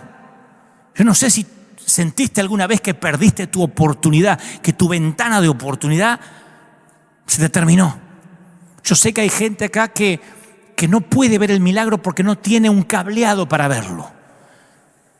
Quizás ya no llevas más la cuenta de la cantidad de especialistas que viste o de los tratamientos a los que te sometiste, como la mujer que sufría de hemorragias que llegó a Jesús. O quizás tu último matrimonio terminó en divorcio, fue un escándalo. Dijiste, ¿cómo me metí con esa loca, con aquel desgraciado? Y ahora sientes que no puedes amar a alguien de nuevo, que ni hablar de confiar en otra persona, como la mujer samaritana que estaba junto al pozo. 5 maridos había tenido y ahora estaba viviendo una aventura. O tal vez tienes un estigma que te apartó de los amigos, de la familia. ¡Oh! Me parece que tiene COVID-19. Estábamos repartiendo comida hace unas semanas atrás en los barrios y sale una vecina a gritar, ¡acá no le dejen! Que está contaminado. No tiene que comer el hombre. No, váyanse, tiene COVID, tiene corona. Porque al lado había uno que estaba contaminado, ni siquiera había que dejarle comida en la puerta. Obviamente hicimos caso omiso, le dejamos comida. Quizás te pasa así como los leprosos que gritaban, ¡inmundo!, para que nadie se les acerque. Y el Señor va y los toca. O te sientes sexualmente tan desastroso que ni siquiera sabes bien cómo es la sexualidad sana, ni cómo se siente, como la mujer atrapada en adulterio. No son teorías, no son hipótesis, son las personas a las que Jesús sanó. Y yo no conozco tus circunstancias personales y específicas, pero sí sé que Dios puede crear un nuevo circuito sináptico o reparar uno existente. Es el Dios de las segundas oportunidades, de las terceras oportunidades, de las cuartas, de las milésimas. Nunca es demasiado tarde. Cuando Jesús se involucra, nunca digas nunca. Alguien tiene que decir amén. Maestro, para que este hombre haya nacido ciego, ¿quién pecó? ¿Él o sus padres? Suponían que se trataba de una maldición generacional, de un tema de pecado, andá a saber, o la falta de fe. Y él dice, no, esto sucede para que la obra de Dios se haga evidente en su vida. Cuando la vida no sale según lo planeado, buscamos a quién culpar. Es una tendencia que tiene su origen en el jardín del Edén, cuando Eva acuñó la frase, el diablo me hizo hacerlo, y Adán, la mujer que me diste. En el juego de las culpas nadie gana. No podemos vivir culpando a los chinos, a los murciélagos. Es que los chinos, es que esto lo sabía la Organización Mundial de la Salud. Bueno, ya está. No podemos vivir culpando y no hacernos cargo de lo que nos compete a nosotros. Porque en este juego de echar las culpas es un juego que solo deja el amargo sabor de la lástima. Las circunstancias que a menudo le pedimos a Dios que cambie son justamente las circunstancias que Él muchas veces usa para cambiarnos. Esta pandemia nos está dando nuevas estrategias. A algunos les sacó a flote la cobardía y a otros les sacó a flote su valentía. Por eso es falso suponer que la voluntad de Dios es una póliza de seguros. Es un plan peligroso, es un plan temerario. Fíjense en Hebreos 11. Dice la palabra, me faltaría hablar de Gedeón, de Barak, de Sansón, de Jefté, de David, de Samuel, que conquistaron reino, hicieron justicia, cerraron bocas de leones, escaparon de filo de espada, sacaron fuerza de la flaqueza, se mostraron valientes en guerra. Hubo mujeres que por la resurrección recobraron a sus muertos. Y uno diría, wow, yo quiero pertenecer a ese ejército, pero ojalá terminara ahí. Porque dice, otro en cambio fueron muertos a golpes. Para alcanzar una mejor resurrección no aceptaron que los pusieran en libertad. No aceptaron. Otros sufrieron la prueba de burlas, de azotes, de cadenas, de cárceles. Fueron apedreados, aserrados por la mitad, asesinados al filo de espada, fugitivos de aquí para allá, cubiertos de pieles de oveja, de cabra, pasando necesidades, afligidos, maltratados. El mundo no merecía gente así. Yo pregunto, ¿solo la primera mitad de estas personas estaba dentro de la voluntad de Dios? ¿Los que conquistaron reinos y cerraron boca de leones estaban en la voluntad de Dios? ¿O estaban todos dentro de la voluntad de Dios, incluyendo los que fueron aserrados en dos? Porque la voluntad de Dios podría matarte, pero si la gloria es para Dios, entonces el objetivo se cumplió. Si piensas en la voluntad de Dios en términos temporales, no te van a cerrar las cuentas. No te va a cerrar la pandemia, ni la cuarentena, ni ¿por qué se mueren pastores? No entiendo. ¿Y por qué si era un hombre de Dios se murió? No te van a cerrar las cuentas. Tienes que agregar eternidad a la ecuación. ¿Por qué hay bebés que nacen enfermos? ¿Por qué hay gente buena que muere en accidentes? Yo conozco hombres de Dios que murieron en accidentes. Misioneros, que se les murieron los hijos. Amigos míos, que se les murieron los hijos ahogados por ir a misionar. Son preguntas imposibles de responder de este lado. Son preguntas que nos vamos a llevar a la eternidad, pero no puedes dejar que las preguntas que no podemos responder impidan en confiar en aquello que sabemos que es verdad. Hay explicaciones distintas por cada experiencia. Y aunque no tenemos el control sobre las experiencias, sí tenemos el control sobre qué explicación le vamos a dar. En términos bíblicos, tus explicaciones son más importantes que las experiencias. Cuando nos pasan cosas malas, es fácil hacerse la víctima. Pero no eres una víctima, somos más que vencedores por medio del Señor Jesús. Y dicho esto, escupió el suelo del Señor y solo dijo, ve a lavarte. Yo siempre me pregunté, ¿por qué usa Jesús saliva para hacer barro? No sé, capaz que para recordar el Génesis. Porque Él sabe que si quiere crear algo, tiene que hacerlo con barro. Originalmente formó al hombre del polvo de la tierra, así que luego le dice, ve y lávate allá en el pozo de Siloé. No sabemos con exactitud ¿Qué distancia tuvo que recorrer el ciego? Pero siempre me pregunté, ¿por qué lo mandó al ciego a buscar su tesoro? ¿Por qué no lo sanó ahí? Porque la autocompasión es una maldición mucho peor que la ceguera. Ese hombre ciego dependía de todos para todo. Así que Jesús no solo sanó sus ojos ciegos, restauró su dignidad, reprendió la autocompasión. Y hay un secreto para experimentar lo milagroso. La mayoría de los milagros requieren una acción de ciega obediencia. Un paso de obediencia para abrirte los ojos, un paso de obediencia para revertir la maldición. Un paso de obediencia puede abrir un nuevo capítulo en tu vida. Alguien tiene que decir amén. Se me está yendo la hora, pero el último, el tercer milagro tiene que ver con una atrofia y también tiene que ver con esta temporada. No me puedo ir sin hablarte del tercer milagro. Juan 5:1 cuenta que, luego lo pueden buscar en sus hogares, que se celebraba una fiesta en los judíos, subió Jesús a Jerusalén y había junto al estanque de Betesda, que era un estanque rodeado de 5 pórticos, había muchos enfermos, cojos, paralíticos, y se encontraba un hombre inválido que llevaba 38 años allí. Jesús lo ve tirado en el suelo, le pregunta, ¿quieres ser sano? No se pierdan esto. ¿Quieres ser sano? Porque todo tiene que ver con lo que venimos hablando. ¿Quieres ser sano? Señor, no tengo a nadie que me meta en el estanque mientras agita el agua, dice. Siempre se mete alguien antes. Vamos, recoge la camilla y anda, le dice el Señor. Y al instante el hombre queda sano. Y ese día era sábado. Jesús dijo, para Dios todo es posible.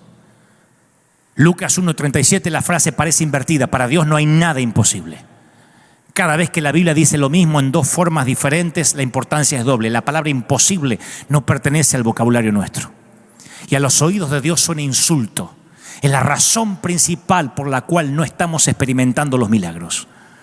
Nuestra realidad a veces queda definida por suposiciones humanas, no por la revelación divina. Yo no sé si estás listo para la segunda opinión del gran médico. A lo mejor te dijeron, nunca más vas a volver a caminar, nunca más te vas a reponer de esto. 38 años este tipo sin caminar. Las escrituras no dicen cómo sucedió, si fue un defecto congénito, genético, accidente. Pero el inválido no había podido pararse sobre sus 2 pies casi en 4 décadas. Ante todos los diagnósticos dados, Jesús le prescribe algo simple. Levántate, recoge tu camilla y anda. Al primer milagro le dio solo una palabra, tu hijo vive. Al segundo, ve a lavarte el estanque. Y a este le dice, vamos, levántate. No importa cuán terrible sea el diagnóstico o cuánto tiempo hayas sufrido discapacidad, nunca es tarde para ser la persona que podrías haber sido. Si respiras, significa que Dios no terminó contigo. Si quieres una segunda oportunidad, busca una segunda opinión, la opinión de Dios. Las excavaciones arqueológicas han descubierto cómo era el pozo de Betesda. Estaba ubicado en el pórtico de las ovejas y tenía una profundidad de 6 metros con una longitud como la de un campo de fútbol. Así que en pleno sol de Medio Oriente se reunían ahí, era un lugar natural para reunirse en el siglo I. Y el hombre tenía un lugar junto al pozo y una cosa mantenía su esperanza, esperar que cada tanto en tanto se movían las aguas. Capaz que era el manantial intermitente que llenaba el pozo de agua, pero había una superstición. Algunos creían que eran ángeles que movían las aguas. Y el primero que se metía al agua supuestamente era sano, se llevaba el premio. Pero la verdadera tragedia es que ni siquiera era verdad. No importaba si era el primero o el último. Yo sé que hay gente, todo el mundo conoce que hay gente que se pone el calzón de la suerte el día del partido, que juega el número de su cumpleaños en la lotería, que no quiere que haya un sermón 666 porque tiene miedo de endemoniarse. Todos tenemos pequeñas y torpes supersticiones. Pero lo que no sea 100% de confianza en lo milagroso y en el poder de Dios causa un cortocircuito en lo sobrenatural. Lo opuesto a creer no es la incredulidad, es la falsa creencia. La mayor discapacidad de este tipo era mental. Seguimos intentando con lo que no funciona. Mi querido, si quieres que Dios haga algo nuevo, no puedes seguir haciendo lo viejo. Si quieres experimentar lo milagroso, tienes que desaprender lo viejo. En algún momento dejamos de creer y empezamos a suponer. Y ese día dejan de ocurrir milagros. Si quieres experimentar lo milagroso, tendrás que dejar de suponer. El que cree que sabe algo, todavía no sabe como debería saber, dice 1 Corintios. La mitad de la fe es aprender lo que no sabemos. La otra mitad es desaprender lo que creemos saber. La segunda mitad es más difícil que la primera. Por eso Jesús dijo tantas veces, oíste que fue dicho, mas yo digo. Estaba desinstalando los supuestos del Antiguo Testamento, trayendo nueva revelación. Jesús estaba haciendo reversa sobre las viejas reglas e instalando nuevas. ¿Quieres ser sano? En noviembre de 2004, un grupo de élite de investigadores médicos y doctores se reunió en una conferencia a puertas cerradas en la Universidad de Rockefeller de Nueva York. Y estaban las mentes más brillantes del mundo. Y llegaron a una conclusión. La mayoría de los problemas de salud no tienen su causa en factores que no podamos controlar. Llegaron a la conclusión que los estudios médicos identifican 4 problemas que causan el 80% de los problemas de salud. Comer mucho, beber mucho, mucho estrés y poco ejercicio. Con algunos cambios menores podríamos resolver casi todos los problemas de salud, pero no queremos. La cirugía de bypass coronario, la angioplastia, es una solución temporaria, lo dicen los médicos. Si no hay cambio en los hábitos alimenticios, si no empieza a hacer ejercicio la persona, los beneficios duran poco. Y uno de los doctores dice, si miran a los pacientes que tienen bypass coronario, 2 años después el 90% no cambió su estilo de vida. Cada uno de ellos quiere vivir, no quiere morir, pero no tanto como para cambiar. 9 de cada 10 personas prefieren morir antes que cambiar, aunque hayan tenido una operación a corazón abierto. Y Jesús lo sabía mucho antes que este estudio lo determinara. Preguntó, ¿quieres ser sano? No podemos ayudar a quien no quiere ayuda por mucho que la necesite. Una de las verdades dolorosas que aprendí es que algunas personas quieren ayuda y otros no. Hay varios que se resisten al cambio, incluso al cambio para mejorar. Hay gente que prefiere vivir de la ayuda social por años antes de que conseguir un empleo. En estos días alguien me dijo, a mí me conviene cobrar más el fondo que te da Trump, el desempleo, que trabajar. Así que ojalá que dure la pandemia. Por eso ciertos gobiernos se aprovechan, se enquistan en el poder, porque a muchos les encanta que el Estado los mantenga. Que les den la asignación por esto, el otro, la ayuda. A algunos les conviene más tener hijos que trabajar en algunos países. Es fácil acostumbrarnos a la camilla. El mundo del inválido consistía en 3 metros cuadrados, el lecho. Pero si quieres estar bien, no puedes seguir sentándote en tu mantita segura. No puedes seguir haciendo lo mismo, yendo a los mismos lugares, reuniéndote con la misma gente. Vas a tener que librarte de la mantita, enrollarla y tirarla a la basura. ¿Quieres ser sano? Para el inválido, ser sano significaba tener que conseguir trabajo, responsabilidad ante la sociedad, pagar impuestos. Y como sucede con todas las bendiciones de Dios, viene con la carga de la responsabilidad que tenemos que administrar. Yo no sé si alguna vez se te fue toda la sangre a una de las extremidades después de tenerla levantado el pie o se te acalambró. Imagina el inválido que se ponía en pie después de 38 años de no haber podido pararse. La sangre vuelve a circular. Lo que más tiempo requirió fue recuperar el uso de los músculos. Los músculos se habían atrofiado. Y si estuviste en cama durante mucho tiempo y te enyesaron alguna vez, entenderás lo que te digo. Sus piernas no eran más que piel y huesos, no tenía músculos, no tenía memoria muscular. Nosotros damos por sentado el hecho de que caminamos, pero es una hazaña neuromúsculo-esquelética caminar. Y en mi humilde opinión, el hecho de que el inválido caminara sobre la tierra no es menos milagroso de que Jesús caminando sobre el mar. Y eso es lo que hace falta si quieres experimentar lo milagroso. No puedes seguir haciendo lo que hacías siempre. Si tienes que cambiar la ecuación de tu vida. Sumando algo, restando algo. Tienes que hacer menos de algo o más de algo. Porque el equilibrio prolongado nos duerme los sentidos, la mente, nos atrofia los músculos para ver los milagros. Y nuestro mundo se va haciendo chiquitito. hasta que tu universo no mide más que 1 metro cuadrado. En el plano del ejercicio físico, las rutinas se hacen a veces contraproductivas. Esto lo saben los personal trainers. Si ejercitas los mismos músculos de la misma manera, los músculos se adaptan y dejan de crecer. Y disminuye el beneficio neto.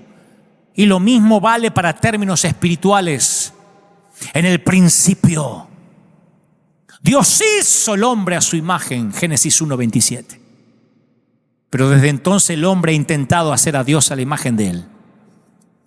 La mayoría de nuestras deficiencias espirituales parten de ese error, pensar en Dios en términos humanos. Y nuestra vida se limita a comprender lo que entiende nuestra corteza cerebral.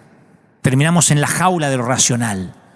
Y mientras más intentamos razonar, más pequeña se vuelve nuestra jaula. Por eso nos asusta después la pandemia. Las personas más sabias en el mundo no son las que tienen más conocimiento. Las personas más sabias son las que saben que hay muchas cosas que no saben. Esa humildad intelectual es la que nos impulsa a creer en los milagros. Esa humildad espiritual no abunda. Cada uno es sabio en su propia opinión.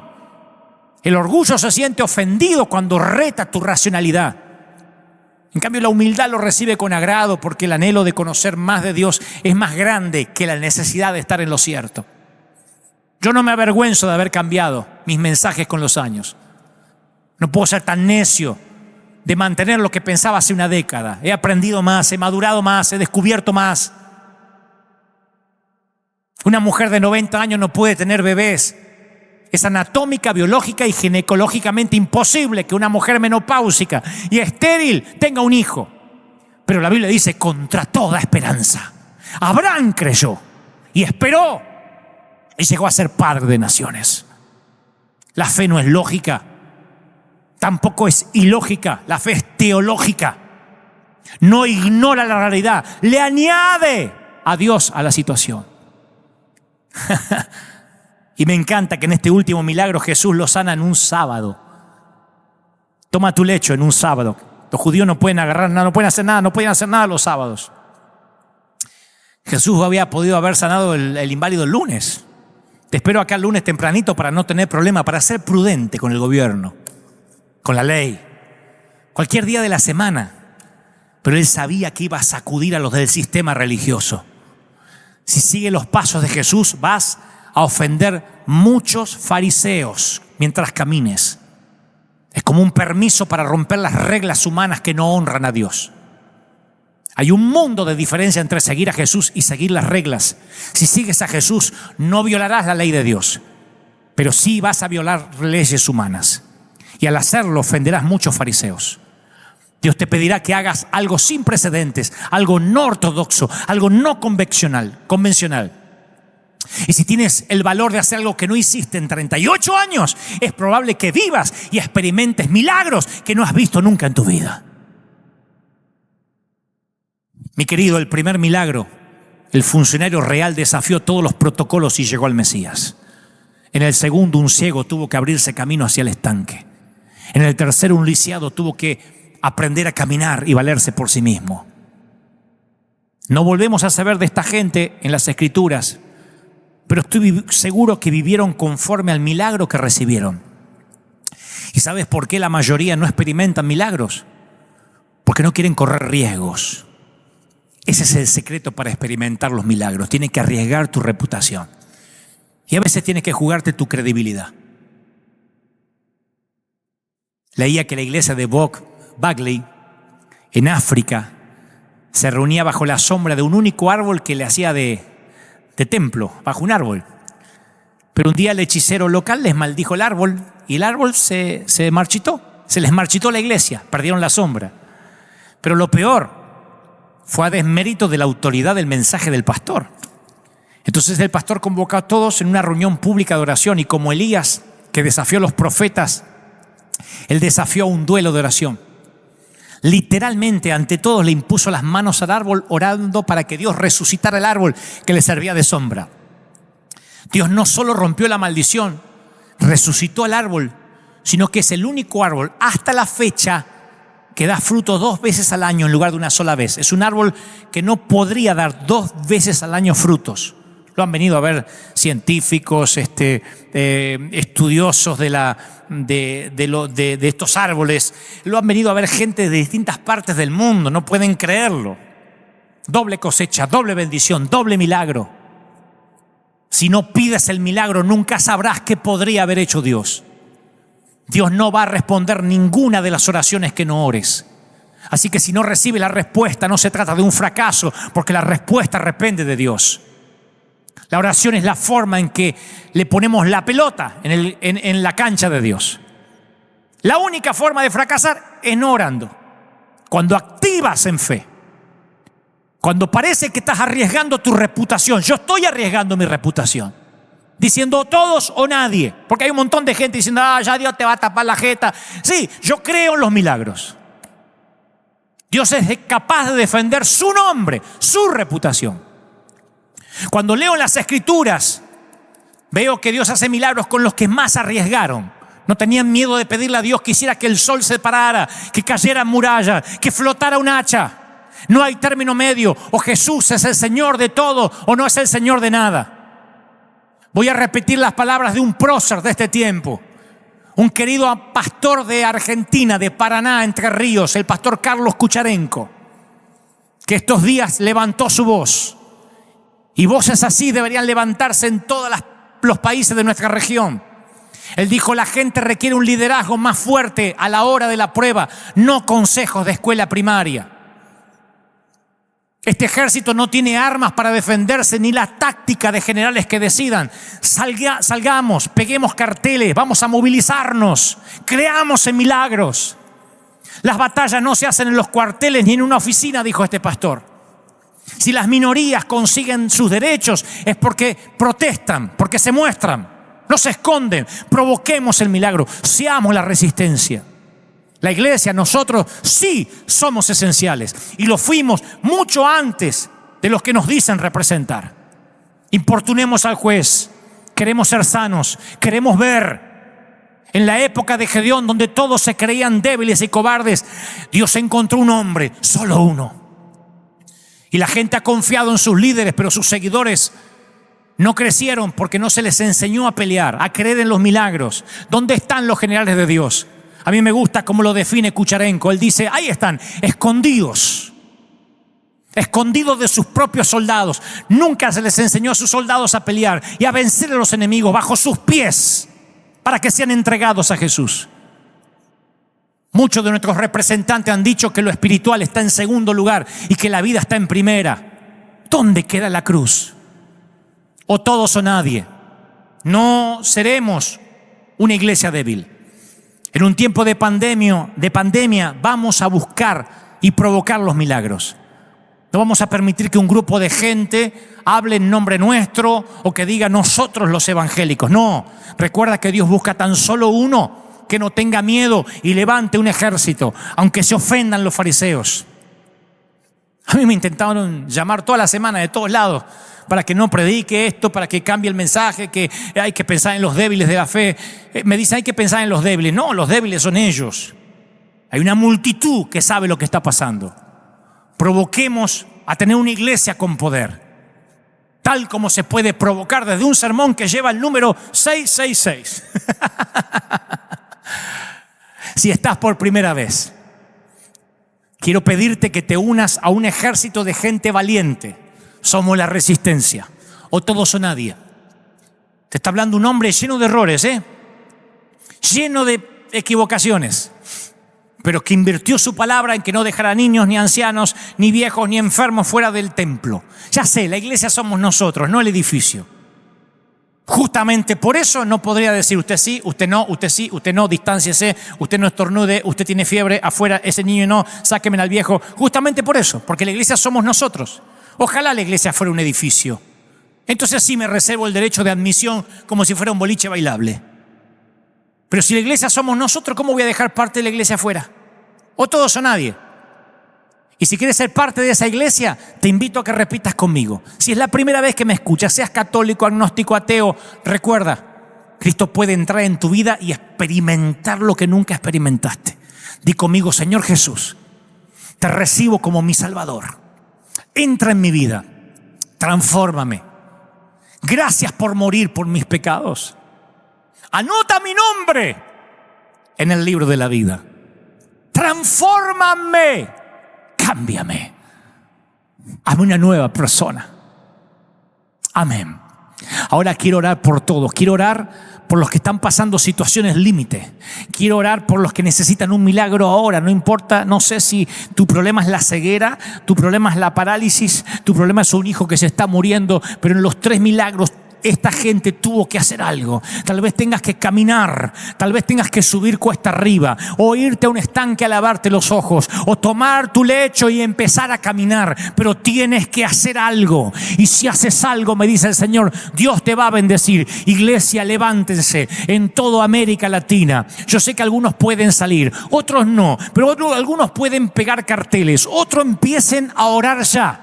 Pidan una audiencia con quien tengan que pedirla. Dios va a conectarte como conectó al oficial del rey con el Señor. Dios va a conectarte. Y cuando vayas, no vayas apichonado. No vayas diciendo, ¿qué quiere que hagamos, señor intendente? Dile en el nombre del Señor, deja libre la iglesia, porque las plagas seguirán mientras la iglesia no esté libre. Cuando hablo de libertad, no hablo de abrir edificios, no hablo de abrir cultos. Estoy hablando de que nadie restrinja la adoración. Nadie restrinja quién puede adorar y quién no, quién puede congregarse y quién no. Reclamemos derechos, importunemos al juez. Que toda América Latina, que todo Estados Unidos diga, son miles. El faraón sabe que los israelitas son miles.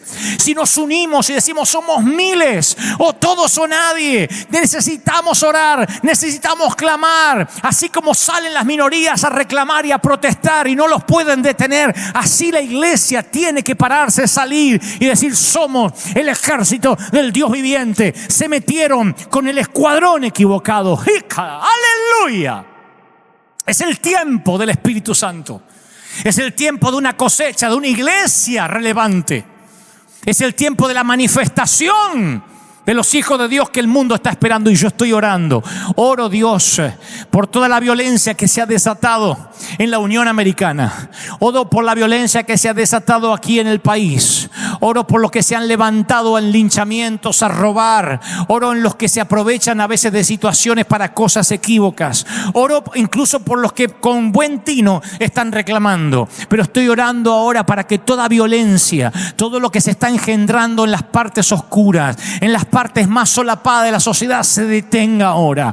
Estoy orando, Dios, por una equidad social. Estoy orando, Dios, para que los gobernantes, los presidentes tengan ahora la contrición del Espíritu Santo. Sientan en su corazón, sientan en su alma que la iglesia tiene la respuesta, que los hijos de Dios tienen la respuesta. Le oro al mismo Dios que más de una vez hizo que presidentes me llamaran, que más de una vez hizo que gobernadores temblaran, no solo ante nuestro ministerio, ante ministerios de todo el mundo. Oro para que ese mismo Dios que no ha cambiado siga haciendo milagros en nuestra vida. Levanta un poderoso ejército, batallón del ejército de Dios, batallón del ejército divino. ¡Aleluya!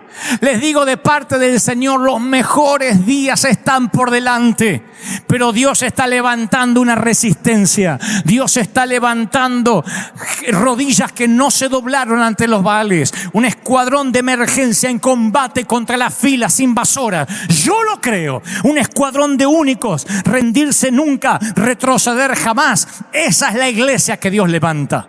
Pero ahora ya no hay que gritarlo dentro de las 4 paredes de un congreso. Ahora ya no es el eslogan tímido de una convocatoria para creyentes. Ahora dejó de decirse en nuestras radios cristianas y nuestras televisoras cristianas. Ahora hay que jugar al evangelio de verdad. Ahora hay que decirlo de verdad. Somos aquellos que creemos en un Dios de milagros.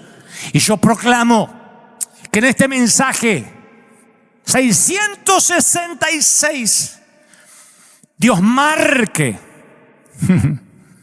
a todos aquellos que hemos escuchado y que hemos recibido esta palabra, nos marque. Hay un antes y un después. Declaro bendición. Declaro bendición sobre tu vida, sobre tus hijos, sobre tu familia. Sé que van a salir por ahí a hablar. Dijo Dante que hay que romper los protocolos, que hay que contaminarse. No escuches a los miedosos. El que me escuchó más de 1 hora y pico sabe lo que dije, de parte del corazón del Señor. Creo en un Dios de milagros. Creo en un Dios valiente, o en un Cristo temerario, audaz.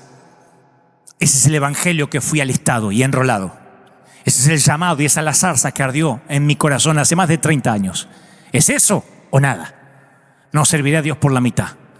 No perteneceré a un evangelio castrado. Renunciaré antes de que eso ocurra. Yo voy a seguir con las botas puestas. Yo creo en un Dios que hace milagros. Yo soy de la vieja escuela, de los que estábamos dispuestos a dar la vida. Soy de la escuela que el servicio, que el ministerio vale más que nuestra propia vida. O por lo menos eso dice el escritor a los Hebreos. Que Dios te bendiga, que haga resplandecer su rostro sobre ti, que Dios te llene de bendición, que te dé fuerzas y que haga que cada día sea un milagro a partir de ahora.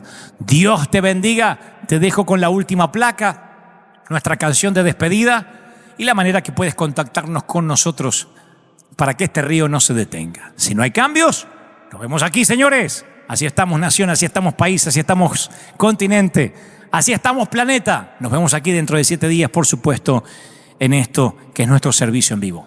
Chao, gracias por estar ahí. Dios te bendiga. Hasta la próxima.